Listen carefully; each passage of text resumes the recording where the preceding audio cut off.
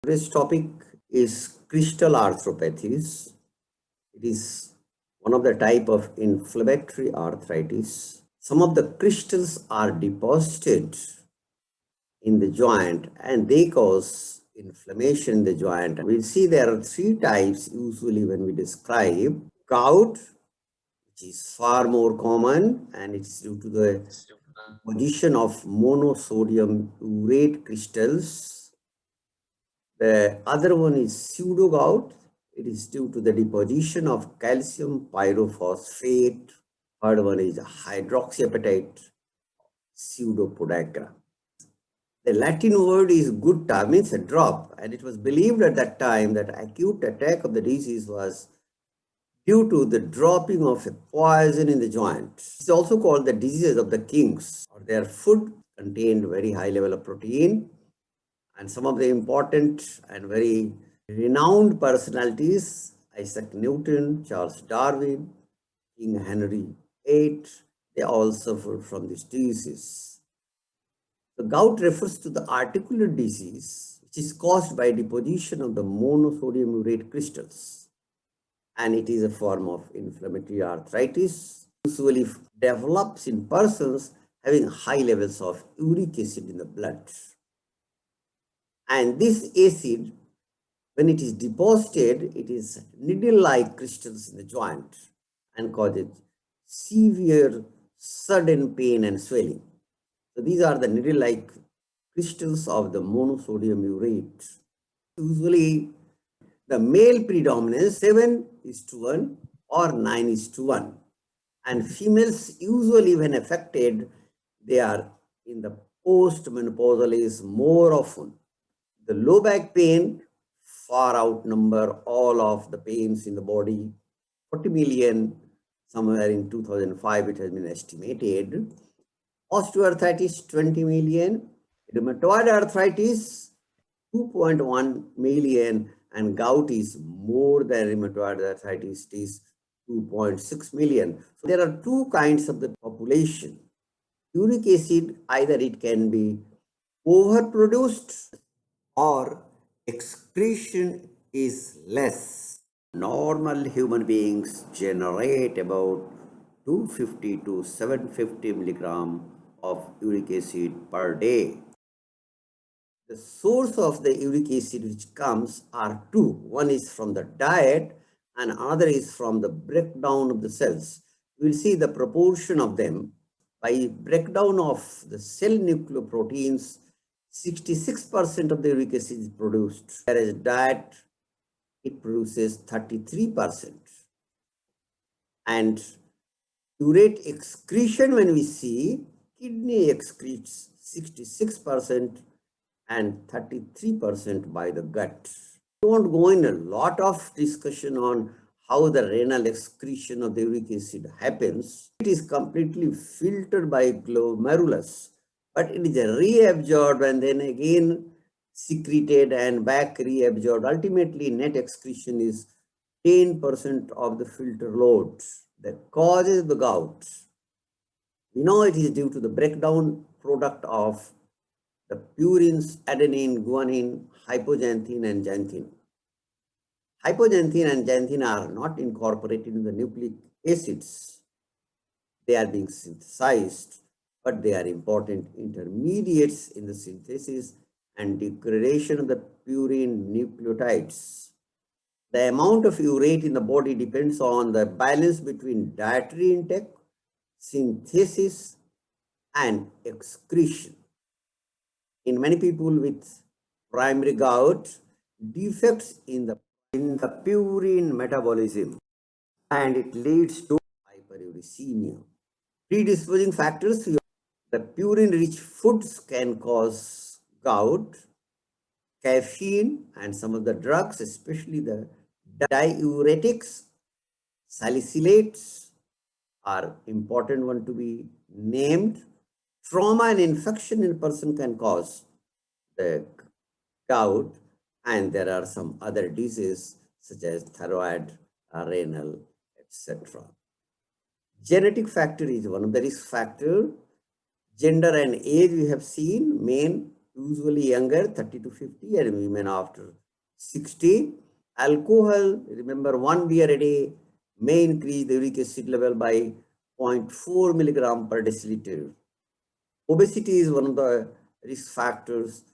The decreased purine biosynthesis means lack of serum enzyme uricase. And the conditions which increase purine biosynthesis can be the myeloproliferative disorders, where a lot of breakdown is happening, multiple myeloma, sickle cell disease.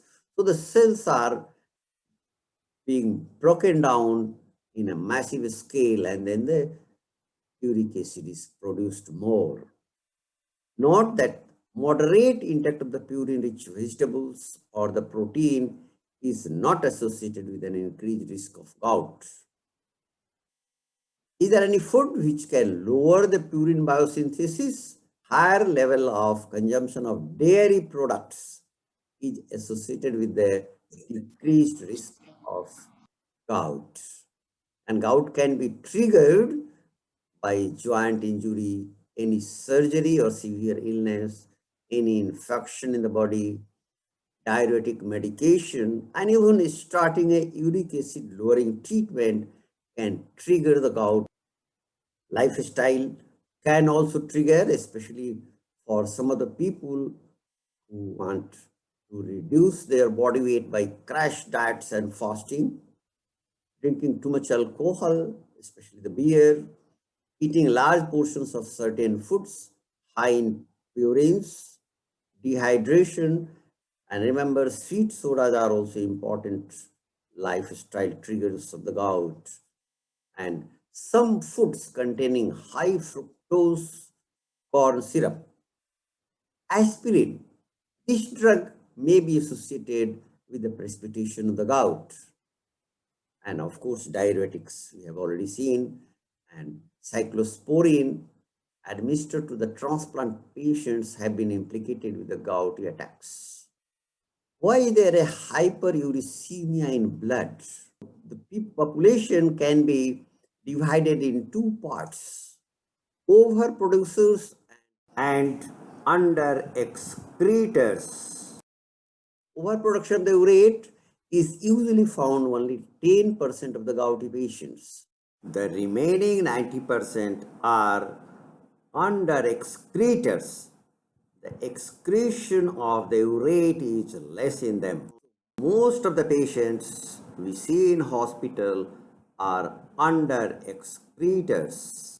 Come to this difference when we talk of the treatment and how the treatment will be different from the different type of the population. So there can be a hyperuricemia, but there is no symptom. It is called asymptomatic hyperuricemia.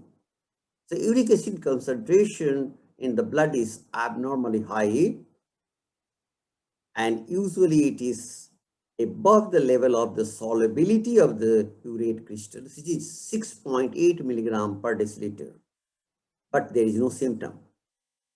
And in male it is different, in female it is different. In male it is 7 milligram per deciliter, in females it is 6 milligram per deciliter. So hyperuricemia alone does not make a diagnosis of gout, and only a subset of the people with hyperuricemia will ultimately develop gout, not all. Of course, probability of the gout increases with higher uric acid level. Higher the uric acid level in the blood, more chances of developing the gout in future. There can be secondary gout, and it's due to some other disease, myeloproliferative disorders, say for example, polycythemia vera and others, multiple myeloma, sickle cell, they can cause, because the breakdown of the cells is happening and there is a more production of urates. Typical presentation of the gout is the victim goes to bed and sleeps in good health, and around 2 o'clock in the night, or you say 2 o'clock in the early morning, he is awakened by a severe pain in the great toe that is followed by chills, shiver, and a little fever. The pain at first remains moderate, but ultimately it becomes more intense.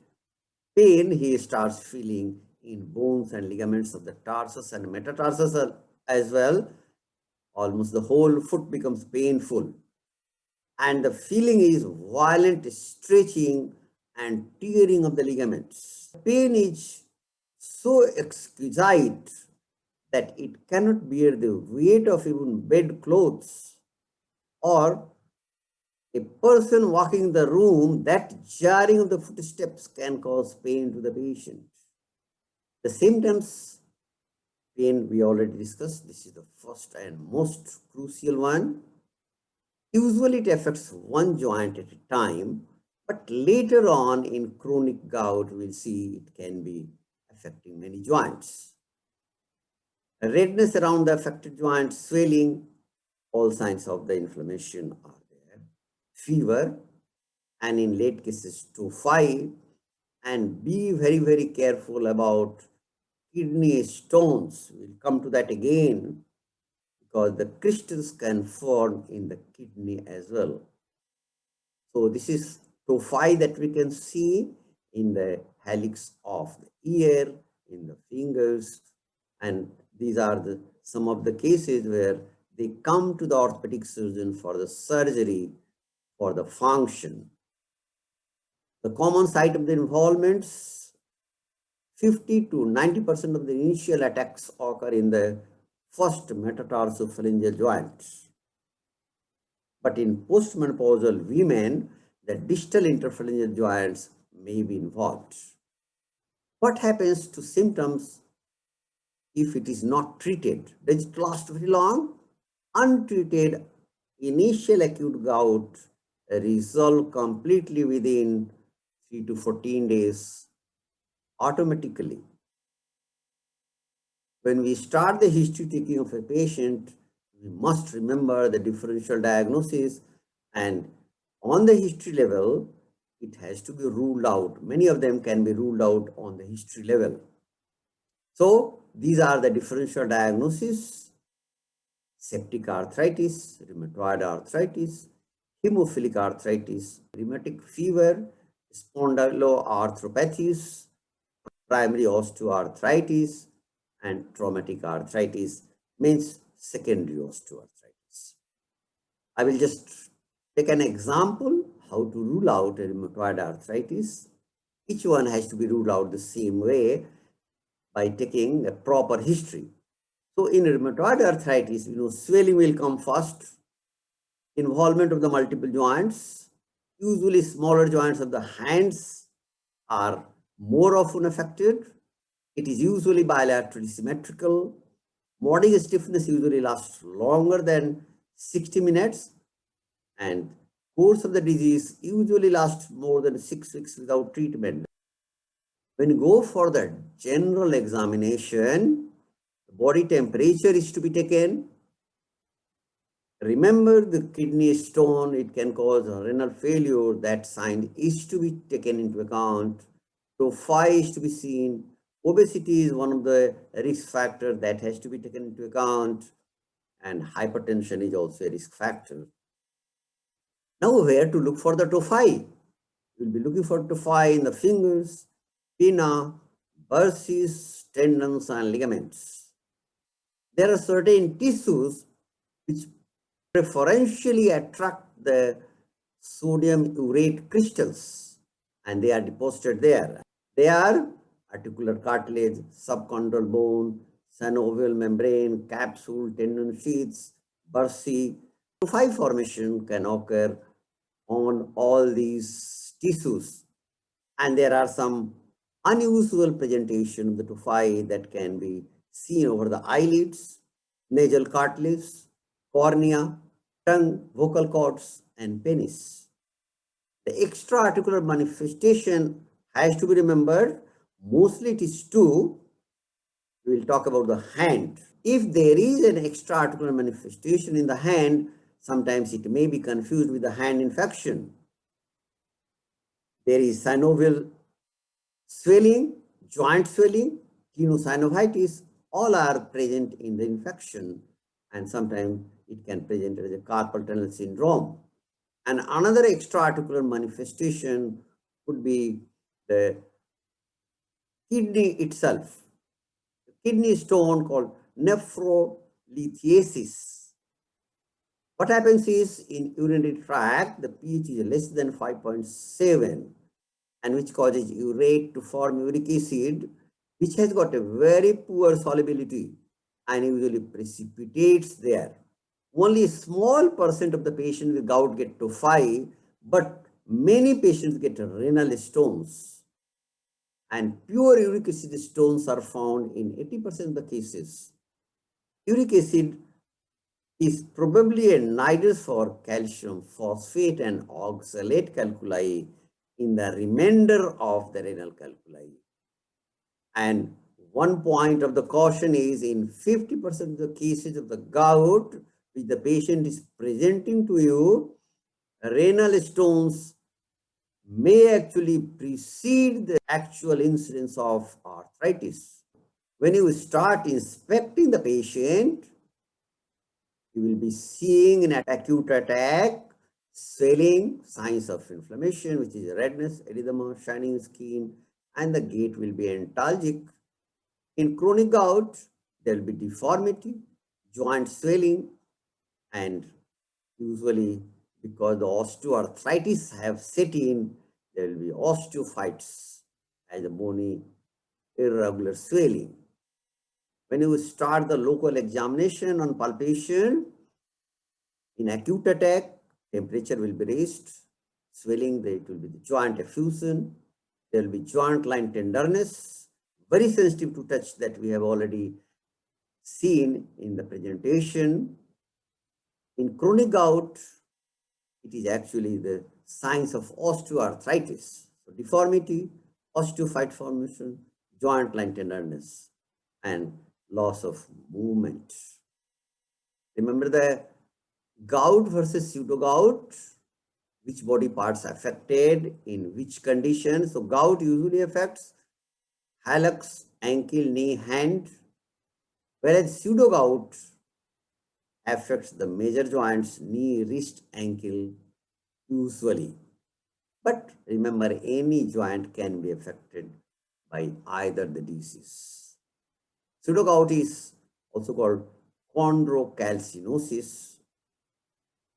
It is caused by calcium pyrophosphate dihydrate deposition, may perfectly mimic gout during acute flare-up, usually affects above the age of 50, and it usually affects the major joints, the knee and the wrists.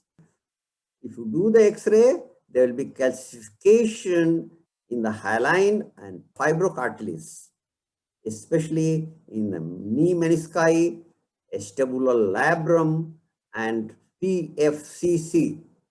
We'll see all. So, chondrocalcinosis, you can see the menisci. Here there is a deposition. The triangular fibrocartilaginous complex, TFCC, here there is a deposition. You can see the deposition in the finger joints. So this is chondrocalcinosis. Again, this is triangular fibrocartilaginous complex where it has been deposited. There can be several syndromes associated with the hydroxyapatite. It is called pseudo-gout, pseudo-rheumatoid arthritis, pseudo-osteoarthritis, and many more. It is all pseudo that it can mimic many diseases. There are certain stages of the gout that we have to see before we go for the treatment. There are 4 stages. We have already seen asymptomatic hyperuricemia when there is no symptoms and uric acid levels are high. The acute gout, where there is an inflammation in the pain, the symptoms are there, of the inflammatory signs are there, and it usually go away in a week to 10 days. And many people may never experience a second attack, but about 60% will have second attack within a year, and 94% may have another attack within 3 years. Stage 3 is intercritical or interval gout. Interval gout, there is no symptom present, there is no acute attack coming, but low level inflammation in the joints is going on and joint is being damaged. Stage 4 is the chronic tophaceous gout. Uric acid levels remain high over a number of years. Attacks become more frequent and the pain may not go away as it used to, and joint damage is occurring. So the symptoms of the chronic gout are joint pain and other symptoms throughout the day. There will be loss of motion of the joints, the deformity of the joint, osteoarthritis usually sets in, and you will find the tophi. The tophi, as they enlarge in size and calcify, they can cause pressure symptoms. It is consisting of multicentric deposition of urate crystals and foreign body granulomatous reaction. And it is firm yellow in color, and when it is discharging, it discharges like a chalky material. There are certain guidelines from the ACR, and guideline is there should be a presence of characteristic urate crystal in the joint fluid, or there should be trophus, which has been proved, or the presence of 6 of the following out of 12. So 6 of the 12 criteria, if it is present, then it still can be said to be patient having a gout. And they are, if more than one attack of acute arthritis, maximum inflammation develops within 1 day, monoarthritis attack, redness observed over joints, first metatarsophalangeal joint painful or swollen, unilateral first metatarsophalangeal joint, unilateral tarsal joint attack, trophus, hyperuricemia, asymmetric swelling within a joint. On X-ray or examination, subcortical cysts without erosion on X-ray, and joint fluid culture negative for organisms. Out of the 12, if 6 are present, still clinically the patient has got the gout. Investigation, plain radiographs, uric acid level, serum fluid analysis. Remember, this is the most confirmatory test where you can show uric acid crystals. The blood urea nitrogen, serum creatinine is done. Synovial biopsy sometimes is needed. Uric acid in urine is also many times done. For the blood, it is leukocytes count, WBC count, usually it is a little high, and ESR is usually raised. Renal uric acid excretion, it should be measured in high-risk patients, or in patient with the renal calculi, or in a patient with a strong family history, or if the first attack occurs before 25 years of age, it is better to measure the renal uric acid excretion for 24 hours. An elevated serum uric acid level does not prove the diagnosis of acute gout. Though hyperuricemia is present in 95% of the cases, even a normal level does not exclude the diagnosis of a gout. Synovial fluid staining and culture is done to rule out the infection, and when you do for the synovial fluid analysis, it should be done under polarized light microscopy, and you find needle and rod shaped crystals, and it has a strong negative birefringence. What is birefringence and what is polarized light? A light wave that is vibrating more than one plane, it is referred as unipolarized light. Polarized light waves are light waves in which the vibrations occur in a single plane.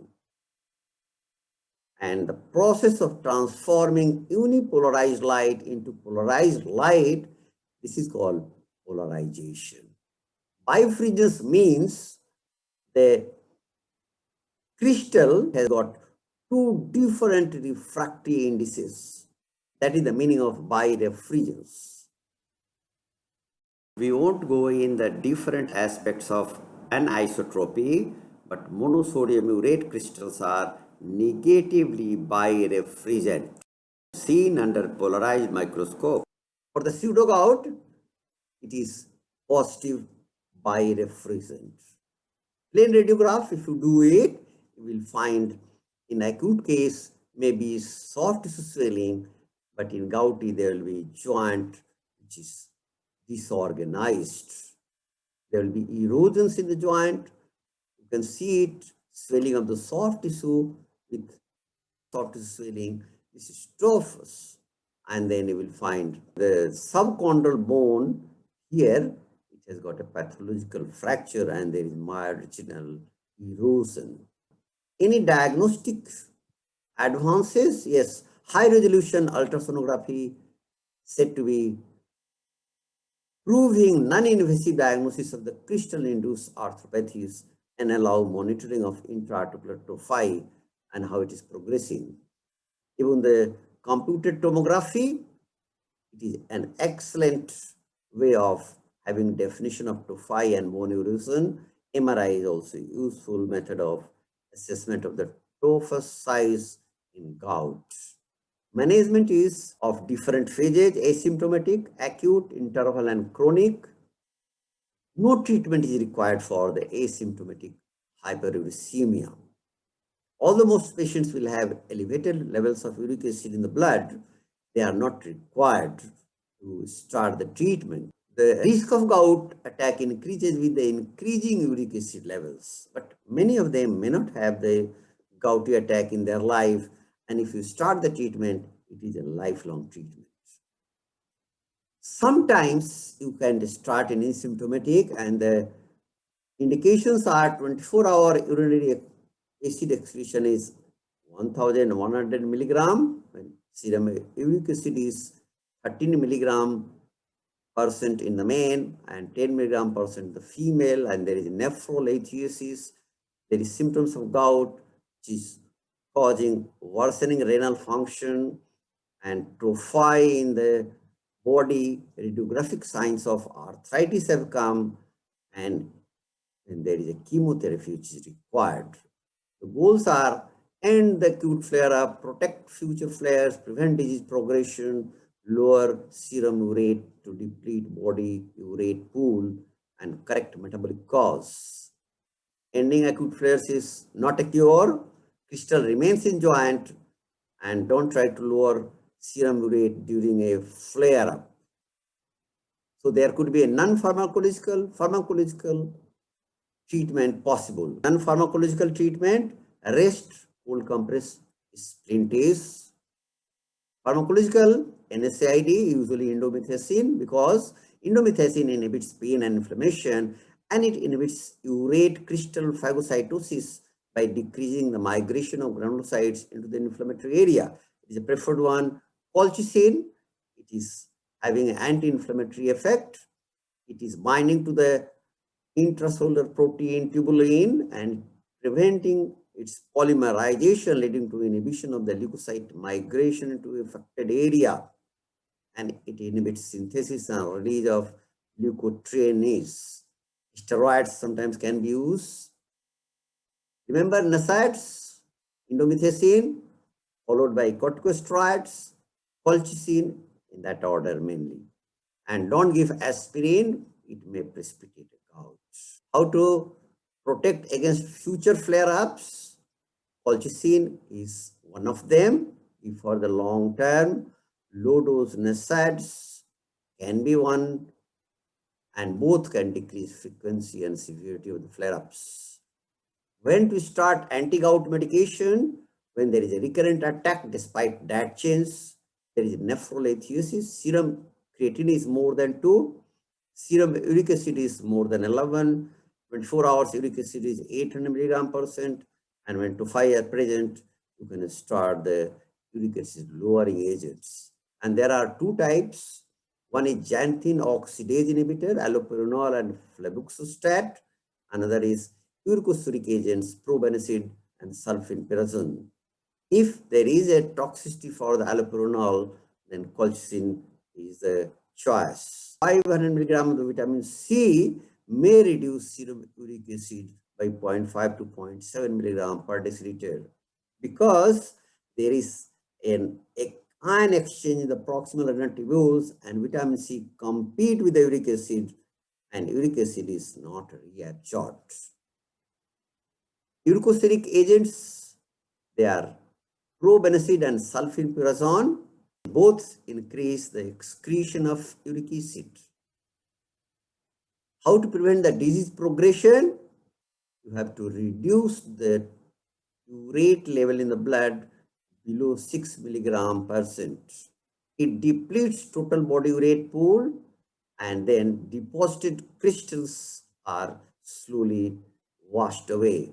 Treatment is lifelong and continuous, and drugs choices are uricosuric or xanthine oxidase inhibitor, which is allopurinol. Doses are usually 100 milligram daily, and you keep on increasing it at weekly intervals until the serum uric acid is less than 6 milligram percent, or a total dose of 800 milligram per day of the allopurinol has been attained. Maintenance dose is 300 milligram per day. Allopurinol should be used carefully with those with a renal insufficiency. Now the question comes, which drug to use? Is it uricosuric drug or should we use allopurinol? How to decide which patient needs uricosuric drug or allopurinol? And here is a solution for it. We must first confirm whether the patient is an overproducer or under excreter, and for that we must get a 24-hour urine for urate excretion. How much urate has been excreted by the patient? If urate excretion is less than 700 milligram, it means patient is not excreting the urate properly and the patient is under excreter. And for the under excreters, we need to increase the uric acid excretion. If the patient is under excreter, we need to use a drug which increases the excretion of the uric acid, which is usually the uricosuric drugs. And if in 24 hours of the urine, the urate is more than 700 milligram, it means excretion is all right. The patient is producing more of the urate or uric acid, and in those situations, allopurinol is the drug of choice. 90% of the patients are under excreters. Now, what will happen to urate crystals deposited in the cartilage? Does allopurinol dissolve tophi or cartilage deposits? Actually, allopurinol does it. It starts to work within a few weeks, but it can take longer for existing urate crystals to dissolve. And with the treatment, tophi can be dissolved and will completely disappear over a period of time, which period may be almost 2 years. Prevention is done by maintaining the uric acid level within normal range, drinking plenty of water, balance weight with proper diet and exercise, avoid purine-rich foods, reducing alcohol consumption, and avoid diuretic drugs as far as possible. Is there any food which can decrease the occurrence of the gout? It is said to be dairy foods and foods high in potassium, such as black cherry juice, blueberries, and lemon juice. What is the new treatment of gout? Lesinurad is the new treatment, and it can be used in combination with allopurinol. Another is febuxostat. So unlike most current gout medications, which decrease the body's production of the uric acid, lesinurad increases its excretion. and it is first in a new class of the drug called selective uric acid reabsorption inhibitors. The uric acid is a normal component of the human beings or abnormal ones. Uric acid usually is a metabolic breakdown of the purine nucleotides and is a normal component of the urine. In birds and reptiles and in some desert-dwelling mammals such as kangaroo, uric acid also is the end product of purine metabolism, but it is excreted in feces and dry mass. Chemical formula of uric acid is C5H4N4O3. What is the role of surgery in gouty arthritis? The monosodium urate crystals continue to deposit in synovial fluid and the tissues around it, resulting in synovial inflammation and can cause bone destruction. Surgical treatment usually is employed in the form of removal of tophi, which is called tophectomy, or if there are certain loose bodies in the knee, it is removed by arthroscopy of the knee. These are the photographs of the foot that you can see it. The disabling tophi in the fingers, full movement is not possible. Then surgery is indicated, and when surgery has been done, you will find post-operative hand function has been regained. The indications of the surgical intervention is impairment of the function of the tendons and joints, skin ulceration and necrosis over the tophi, local infection or septicemia caused by tophi, and when the tophi causes nerve compression. There are certain extended indications, and they are lack of improvement in spite of normally conducted conservative treatment and persisting uric acid concentration in the serum above 5 or 5.5 milligram per deciliter, significant painful tophus and oozing contents of it, there is joint instability and limitation of everyday activities or activities of the daily living is impaired. So we come to an end. Thank you very much. Thanks a lot. Don't forget to send your comments and queries on my mail ID given here.